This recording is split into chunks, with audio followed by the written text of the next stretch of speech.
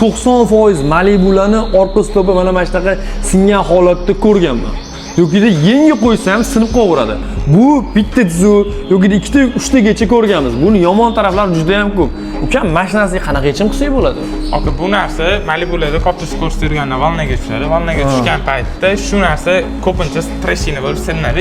Главный sabab zavod tomonidan shumkasi slabiy bo'ladi. Shu narsani professional shumkalatsada полный vibratsiyani yo'qotib, shu narsani yechimini qilsa bo'ladi. Значит, buni shumka bilan yo'qotsa bo'ladi. Shunda ham misol shumka qildirganman degan akalar ham sinib ketdi deyapti. Ular qanaqa qilgan unaqada? Aka, u professionallik bo'lmasligi mumkin. Patolonni o'zini, antiskriptlarini, vibratsiyasini to'g'ri tanlab qilish kerak. Bu premium mashinaga premium xizmat qilish kerak.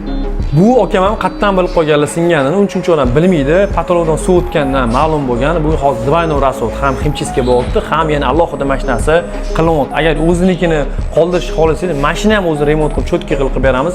Professional shumizatsiya xizmati kerak bo'lsa, aloqaga chiqinglar, ishlarni sifatli va chiroyli qilib bitkazib beramiz. Bu videoni ayni Malibu haydaydigan akalarga jo'natib qo'yinglar, foydali ma'lumot bo'ladi.